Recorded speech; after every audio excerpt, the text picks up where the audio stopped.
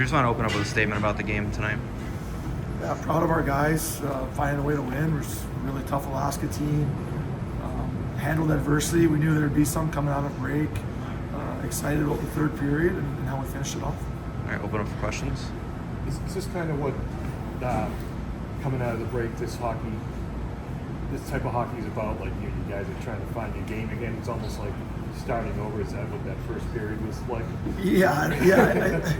I think probably both coaches, there's going to be a ton that we are going to be able to teach from this with our teams, but at the end of the day, you can control your effort, you can control the selflessness, and I love that part about our group, and we weren't as crisp as we wanted to, and Alaska, part of that was what Alaska did to us, and we'll regroup and we'll be better with it tomorrow.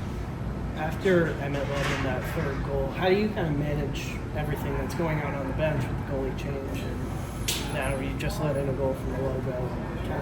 What's the message on that? Message was just simply next play.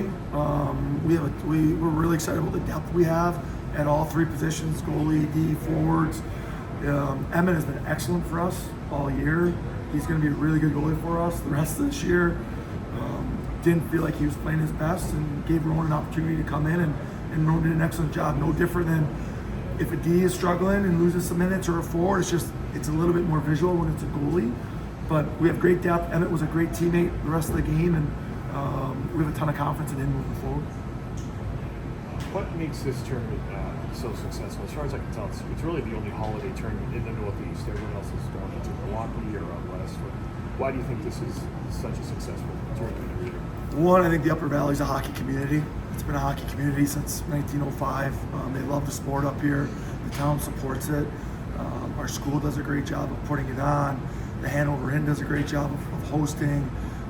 The teams we get calls all the time, and the teams want to come up here. And again, this is one of the most beautiful places in the country, and especially around this time of year with the snow on our campus, and there's just something magical about it.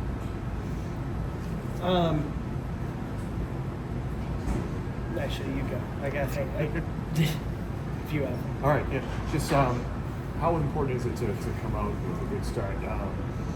You had a great start to the year, and then you had that tough weekend before the UNH game. Yeah.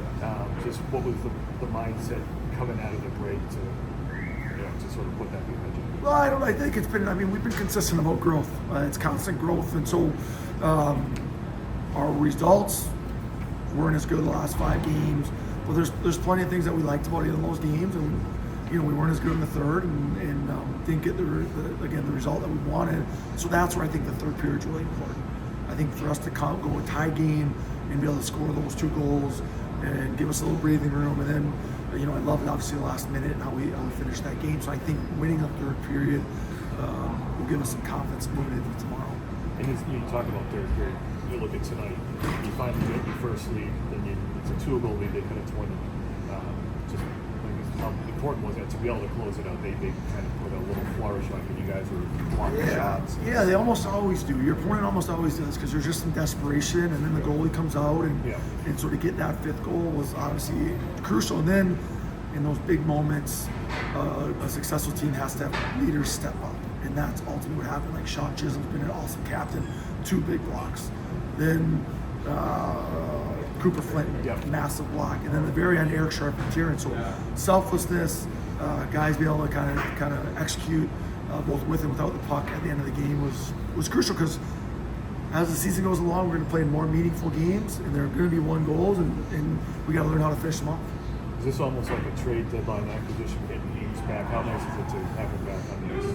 Yeah, it's a huge addition. I think he's the best player in our league. I think he's one of the best players in the country, and he's been tremendous in rehabbing and getting himself ready for this moment. And he looked good tonight, and he's so rusty, and he's only going to get better. So this was the first game all year we've had our full lineup, and that's fun for us as a program to be able to work with. How do you prepare for Providence tomorrow? Short turnaround.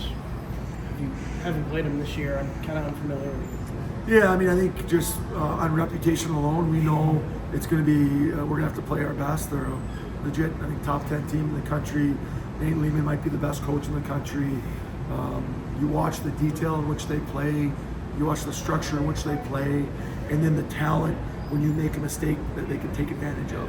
And so for us, we're going to have to be the best versions of ourselves, but we're excited about the opportunity to play them at home and compete for 60 minutes. Good.